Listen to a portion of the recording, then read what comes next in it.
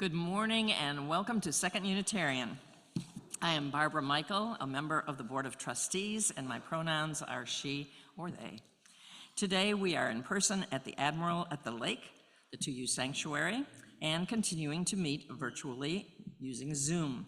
We ask everyone's indulgence for the complications of a three-part service.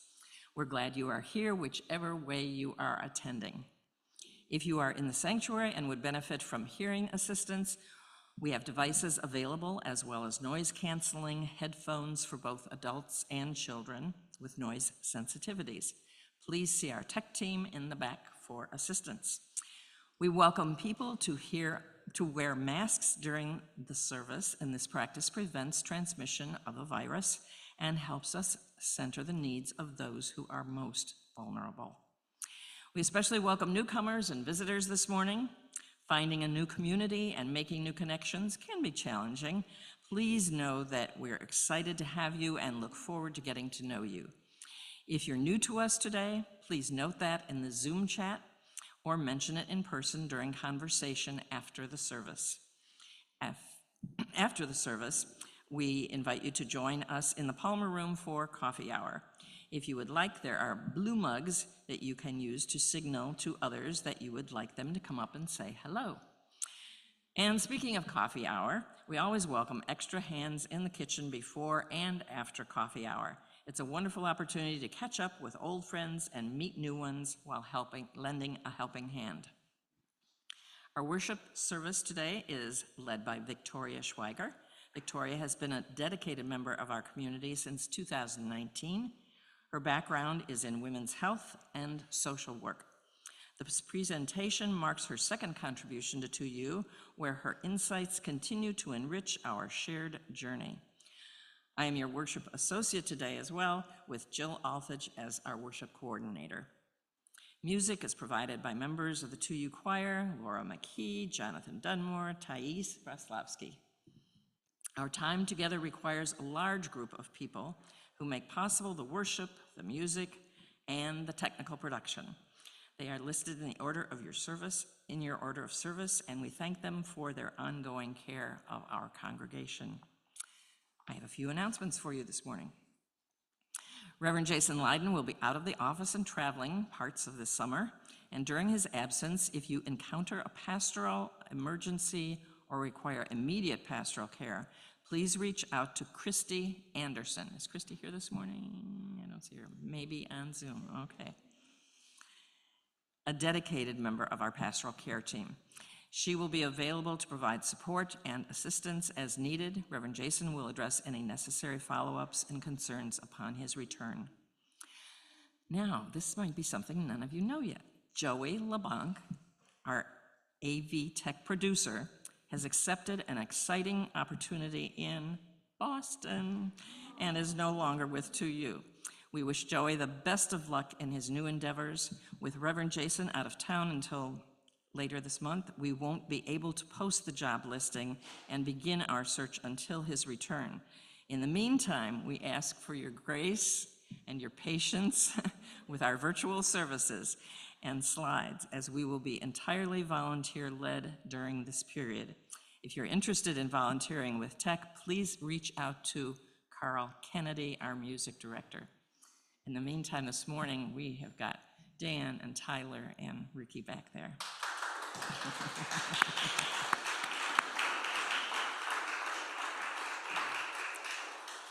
Each month, 2U's congregation shares half of its collection plate revenue with a recipient doing social justice work in the world. The Social Justice Ministry Plate Share Committee invites members of the congregation to propose organizations to be a monthly plate share recipient. If an organization that you are a part of or care about has a mission to reach people, create justice in our wider world, or care for and renew our earth, we want to hear from you. Submissions are due by Friday, July 26th. The application link is listed in your order of service. And lastly, join the Anti-Racism Multicultural Ministry for a guided bus tour of North Lawndale with Mahogany Tours on Saturday, September 28th from 12 to 2 p.m. exploring Black Chicago history. The cost is $45, and the tour is open to the public, so if this sounds like something you'd like to do, we recommend reserving your spot now. And that's why this announcement is being made now instead of in September. Then after the service on Sunday, September 29th, join ARM, Anti-Racism Multicultural Ministry, here in the sanctuary for a discussion about the tour and the racial history of Chicago neighborhoods. More information can be found in your order of service. And let us now move to our call to worship. We are a Unitarian Universalist congregation, a community of children, youth, and adults, a people of many beliefs and traditions, bound not by the specific list of things we believe, but the values we share. Whether you are joining us for the first time or for the 1,000th time, you are welcome here. Whether you believe in God some of the time, none of the time, or part of the time, you are welcome here. Whatever your race, whomever you love, whichever way you move in the world, however much money is in your pocket, you are welcome here. I invite you, when you feel ready, to take a breath in and out. As the music begins, let us enter into our service together. Singers.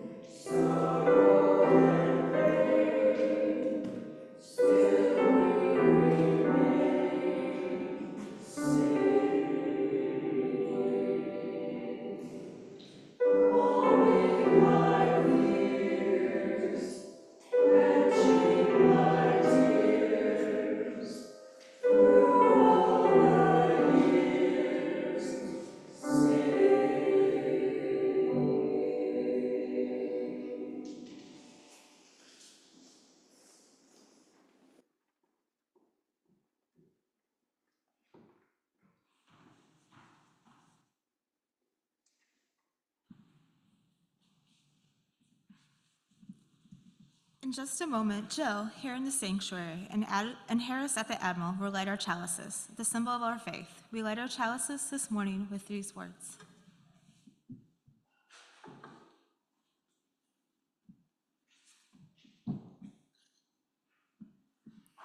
We will be renewed.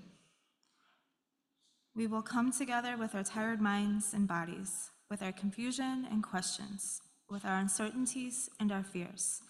We come together with our hopes, with our past, our ideas, our passions, and our faith. We come together bringing all of who we are, trusting that in gathering we will be renewed, and that together we can create the world we long for. Please rise in body or spirit to join Laura McKee in singing our opening hymn, number 18, in the gray hymn, What a Wondrous Love.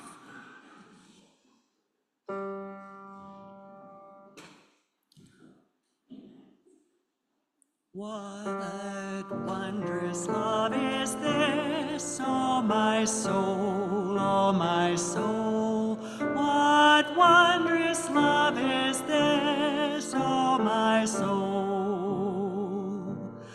What wondrous love is this that brings my heart such bliss and takes away the pain of my soul, and takes away the pain of my soul.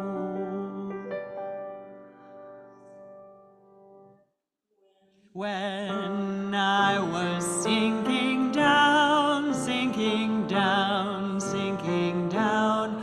When I was sinking down, sinking down.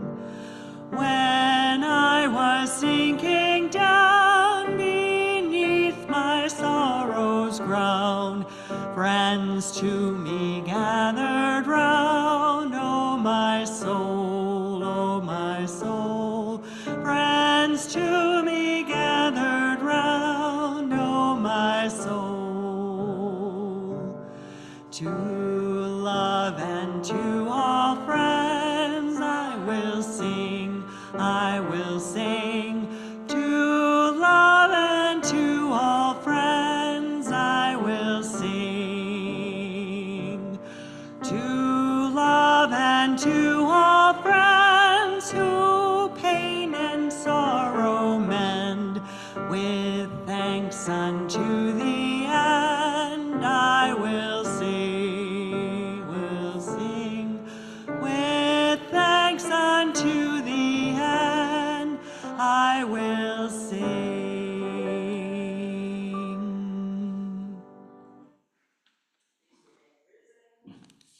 And join me in reciting our covenant. The words will be on your screen in a moment.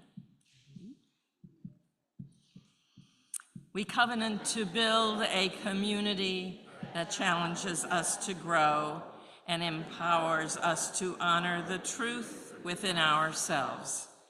We will be generous with our gifts and honest in our communication, holding faithful to a love that embraces both diversity and conflict. Called by our living tradition, we will nurture spirituality within a vision of the eternal, living out our inner convictions through struggles for justice and acts of compassion. Please lift your voice once more as we sing our congregation hymn, number 123, Spirit of Life.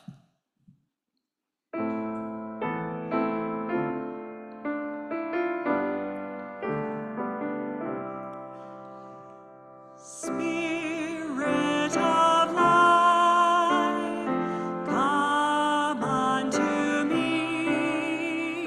Sing in my heart all the stirrings of compassion.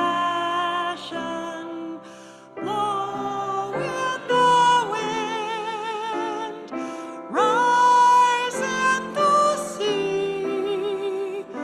Move in the hand, giving life the shape of justice. Roots hold me close, wings set me free. Spirit of life, come to me, come to me.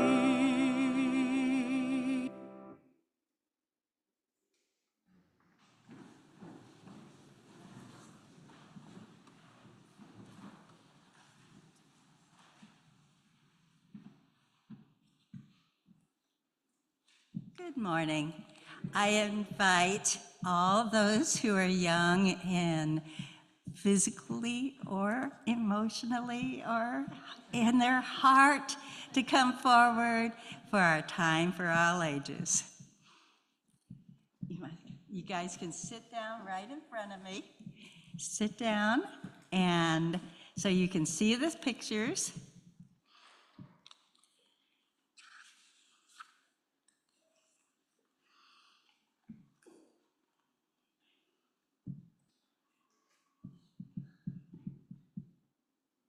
We'll just wait a minute.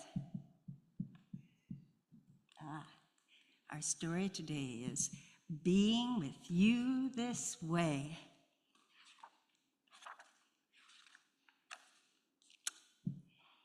Hey, everybody, are you ready?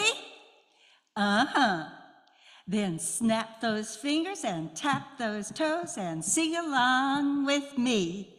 All right, here we go.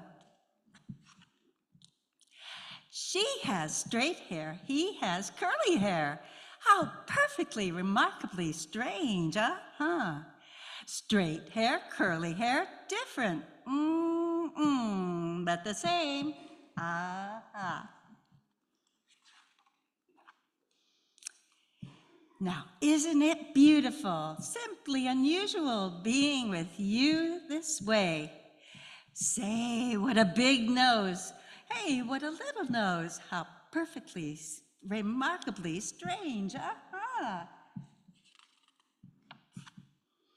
Big nose, little nose, straight hair, curly hair. Different,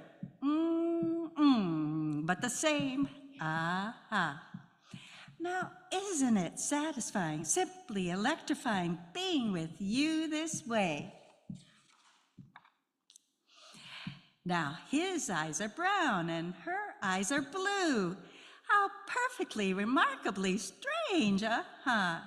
Brown eyes, blue eyes, big nose, little nose, straight hair, curly hair. Different, but the same, ah.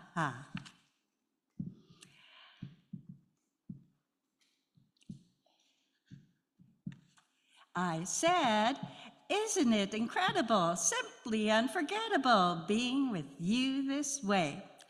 Wow, those are thick arms. Hey, those are thin arms. How perfectly, remarkably strange, uh-huh.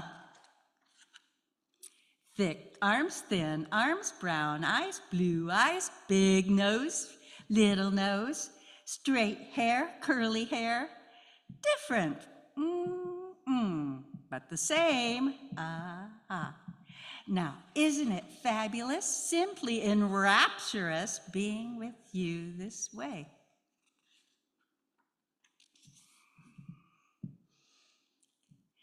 Look at those long legs. Look at those short legs. How perfectly, remarkably strange. Uh-huh. Long legs, short legs, thick arms, thin arms, brown eyes, blue eyes, big nose, little nose, straight hair, curly hair. Different, but the same, ah. Now, isn't it terrific, simply exquisite, being with you this way? Her skin is light, his skin is dark. How perfectly, remarkably strange, uh-huh. Light skin, dark skin, long legs, short legs, thick arms, thin arms, brown eyes, blue eyes, big nose, little nose, straight hair, curly hair. Different, but the same, uh-huh. Now, isn't it delightful, simply out of sightful, being with you this way? Yes, thank you. I said, let's see. Next slide. I said, isn't it delightful, totally insightful, being with you this way? Bebop, ba-doo-bop, bebop, boo. Bebop, ba-doo-bop, dooby-doo-doo. Bebop, ba-doo-bop, bebop, ba-boo. Bebop, ba-doo-bop, doo-bop, da-dee-doo. Oh, yeah. Bebop, ba-doo-bop, bebop, boo. Bebop, ba-doo-bop, dooby-dee-doo. You guys want to say that? Bebop, ba-doo-bop, bebop, boo. Bebop, ba-doo-bop, bee-dooby-dee-doo. Bebop, ba-doo-bop, bebop, ba-boo. Bebop, ba-doo-bop, dooby-doo-doo. That's right.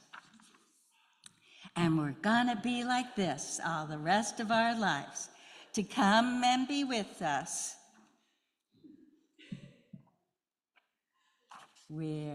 on our way. Hey! Thank you.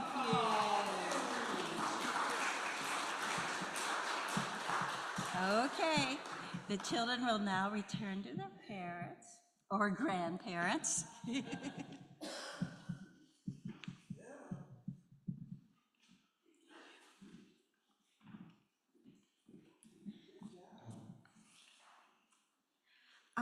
Here's our invitation to giving. Each year we all make a commitment, a pledge to support the ministry of our church. In addition to this contribution, each Sunday we take a collection so that each of us can share with those doing justice beyond our church community. While we are unable to all come together in person, you can still share your resources. To make your contribution, you can send a text to the number on the screen, which will be up shortly, or can be found in your order of service. You can also drop off cash or a check in the donation box located in the Palmer Room directly to your right after exiting the sanctuary. For the month of July, we're sharing our plate with UUANI, the Unitarian Universalist Advocacy Network of Illinois. Monty will speak now about the organization.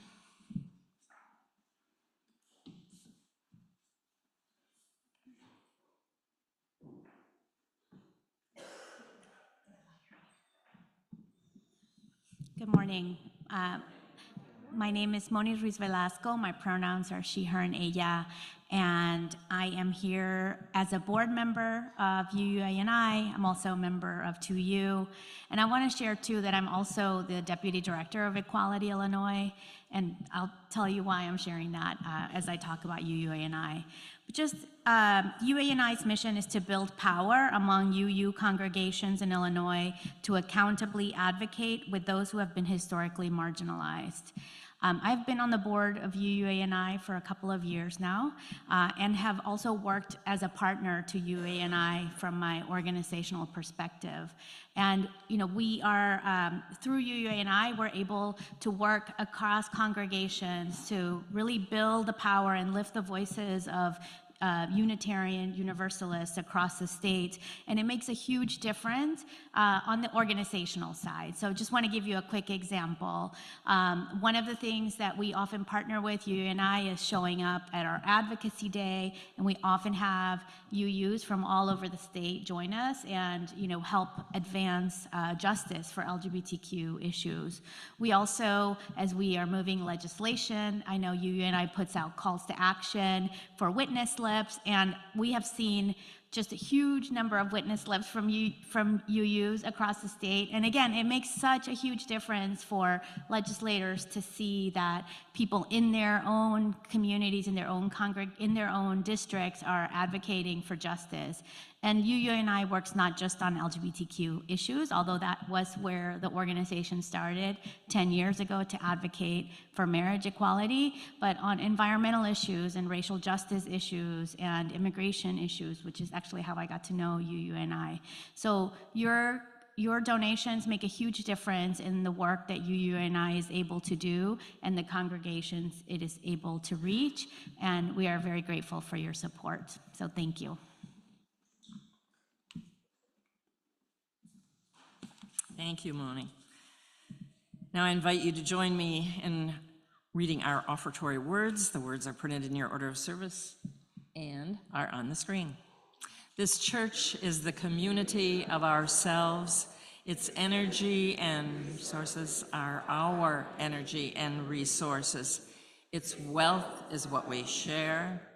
As we contribute to the life of this community, we affirm it and enable its participation in the larger world around us. The offering will now be generously given and gratefully received.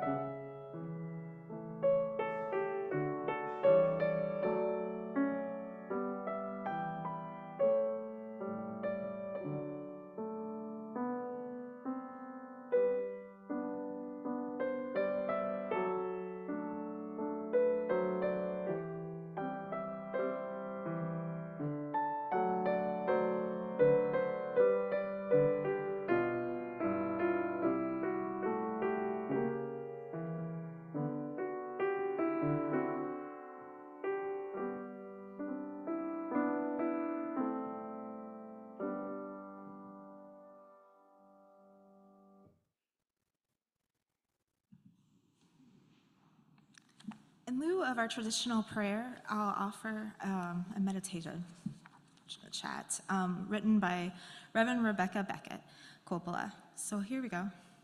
Let go of the idea that you know what breathing should feel like. Just notice the breath as it moves in and out of the body. Let go of certainty. Be with breath as it is. Allow openness. Allow curiosity. Notice the mind. Each thought as it arises. Allow openness. Don't judge your mind or your experience. Be loving in your curiosity about each thought. Let go of the certainty. Let go of any idea about what you should be thinking, accepting your thoughts exactly as they are. Be with yourself. Be as you are. Be curious about who you are, and love how you are in the world. Gently take a deep breath. Maybe even a big sigh, and re-enter the present moment and the stream of your life. So we'll also now begin our joys and concerns.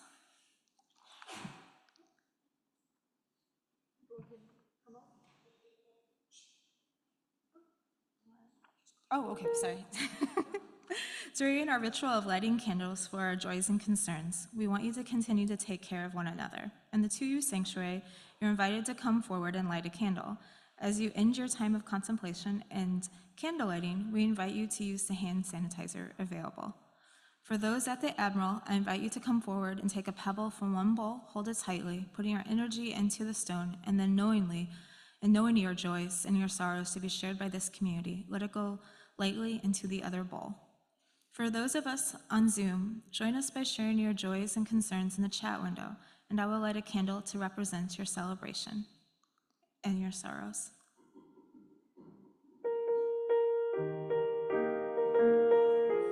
You guys can come up now.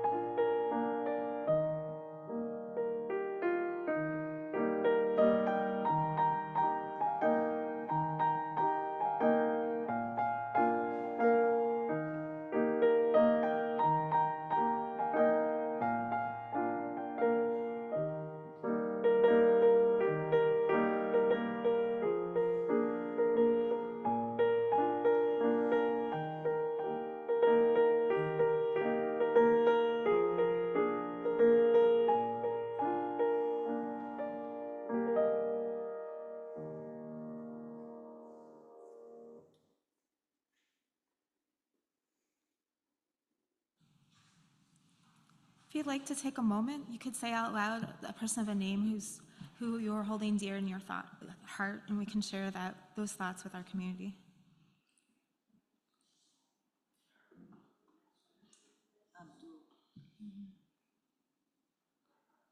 We hold all these joys, celebrations, sorrows, and struggles close to our hearts.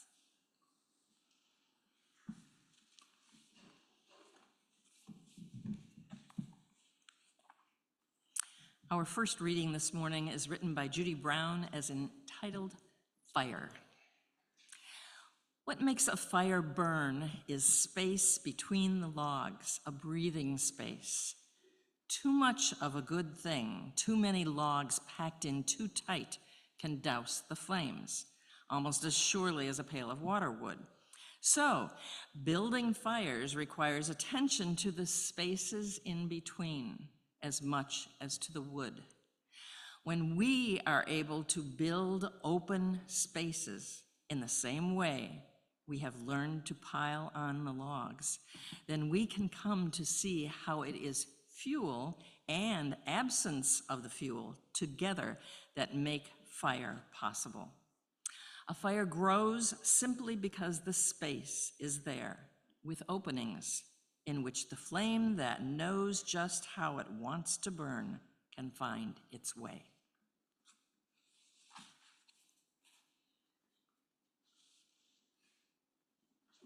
Our second reading is We Need Each Other by Jane Goodall.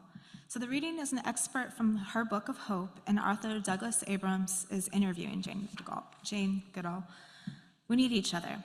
Yes, that's clearly true, I said. My research on resilience has shown me the importance of social support in times of trouble, how important it is in helping people overcome depression and despair and finding hope again.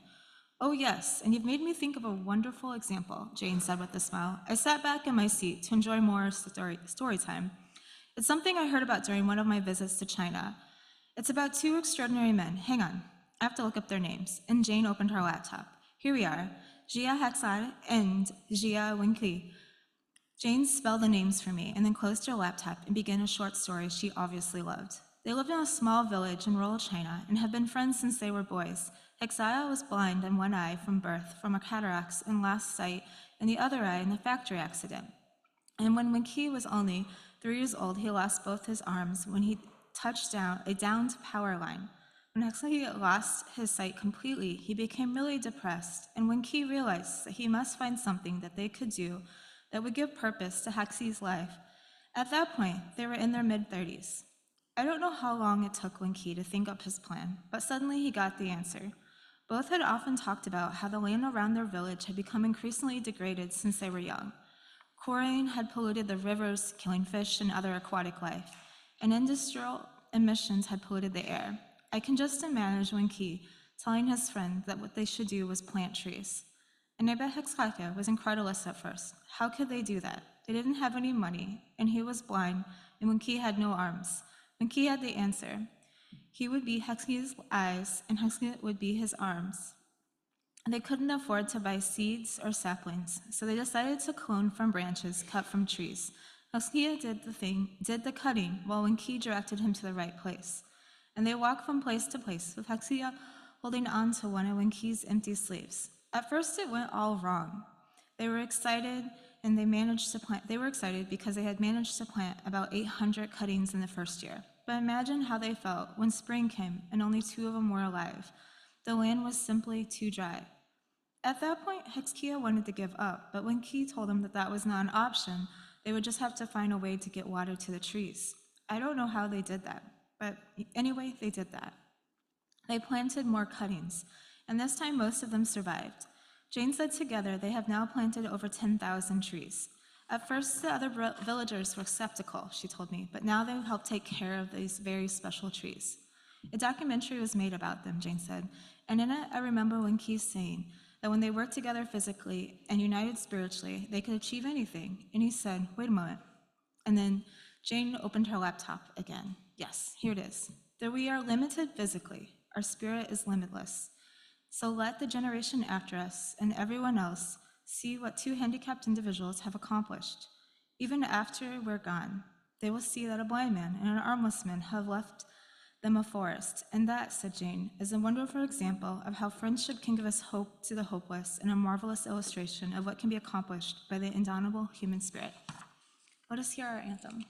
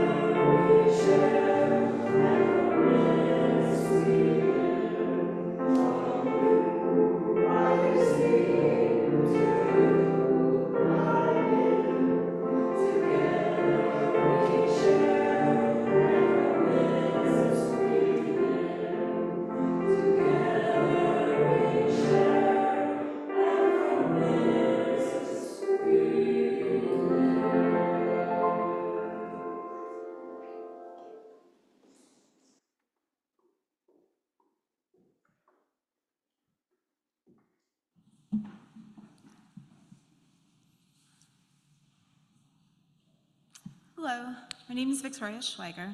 My pronouns are she, her, and I've been a member of 2U since 2019. My professional background was in women's health and social work, and then I transitioned into tech. I've been selling services for contracts to large corporations.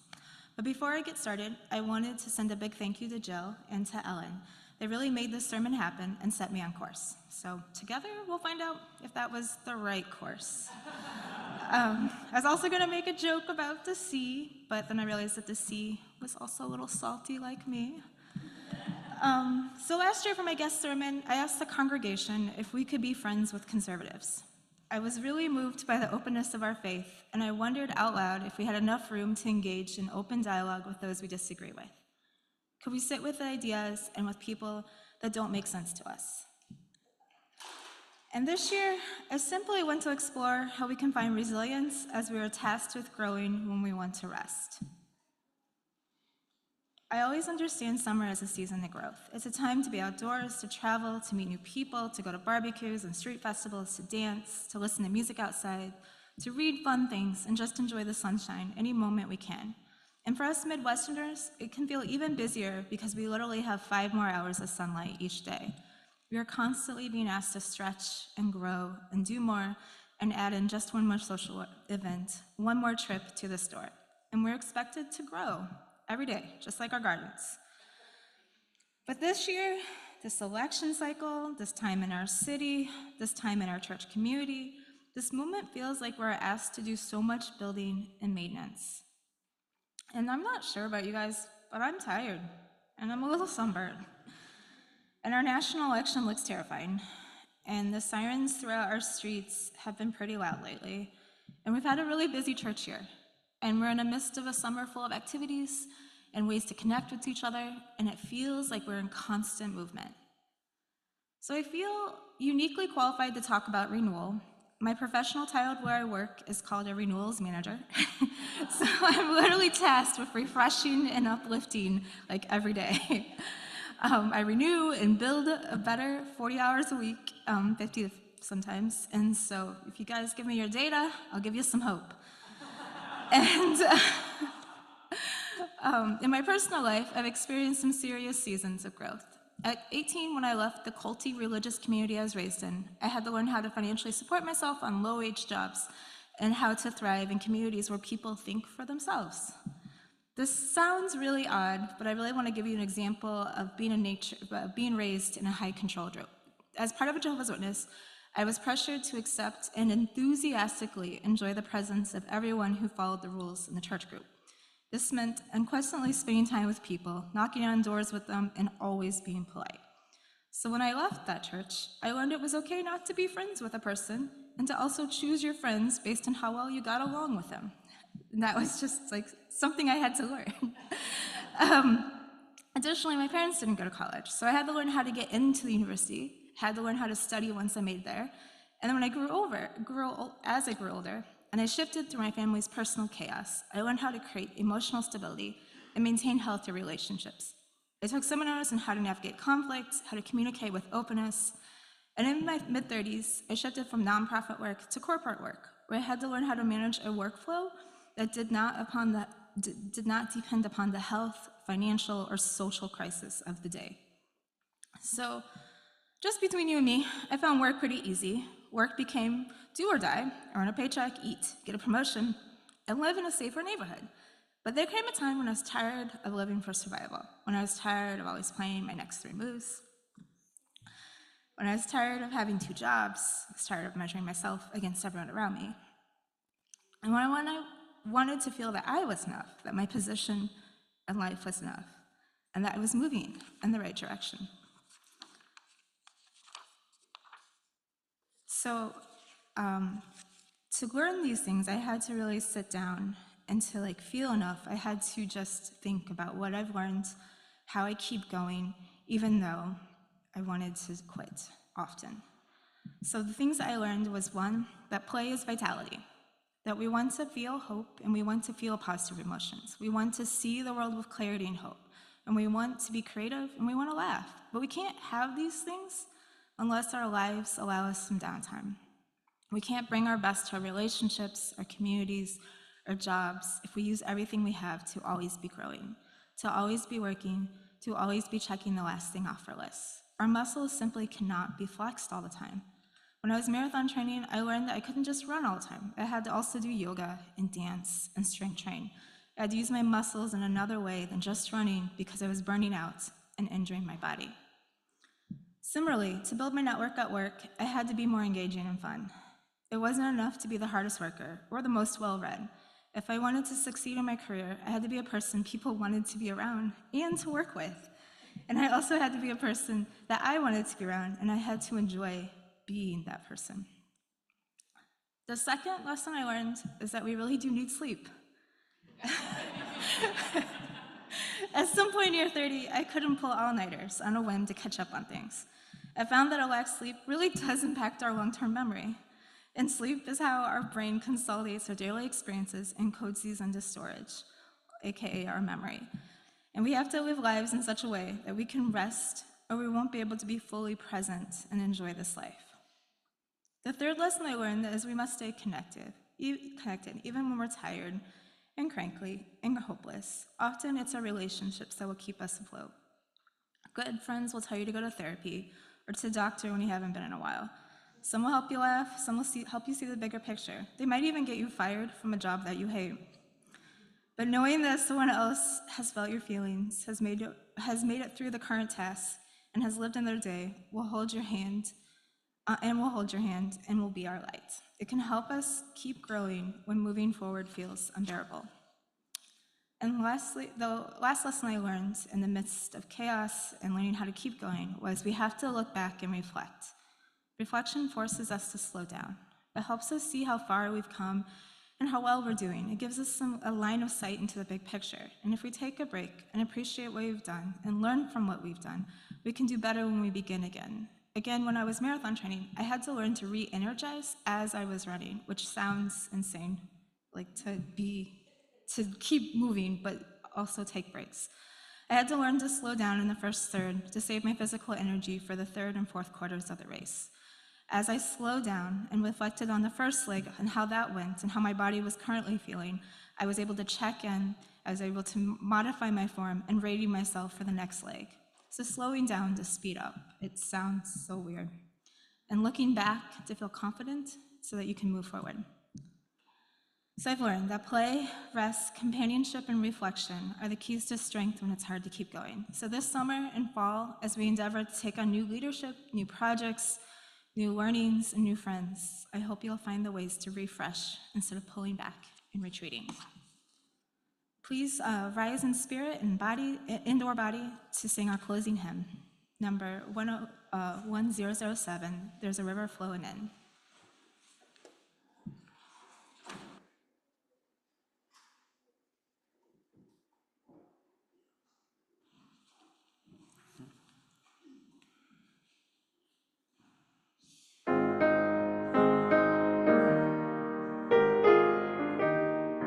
There's a river flowing in my soul. There's a river flowing in my soul, and it's telling me that I'm somebody. There's a river flowing in my soul. There's a river flowing in my heart. There's a river flowing in my heart, and it's telling me that I'm somebody. There's a river flowing in my heart. There's a river flowing in my mind. There's a river flowing in my mind, and it's telling me that I'm somebody. There's a river flowing in my mind. There's a river flowing. There's a river flowing. There's a river flowing in my soul.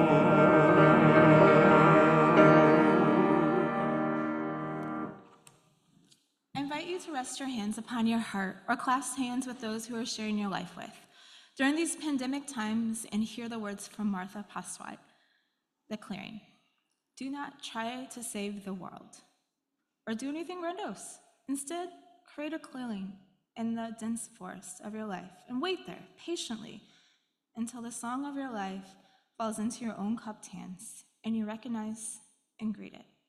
Only then will you know how to give yourself to this world so worthy of rescue. So go in peace. Go in peace." I invite you to join us if you're online. We invite you to join us for a virtual coffee hour.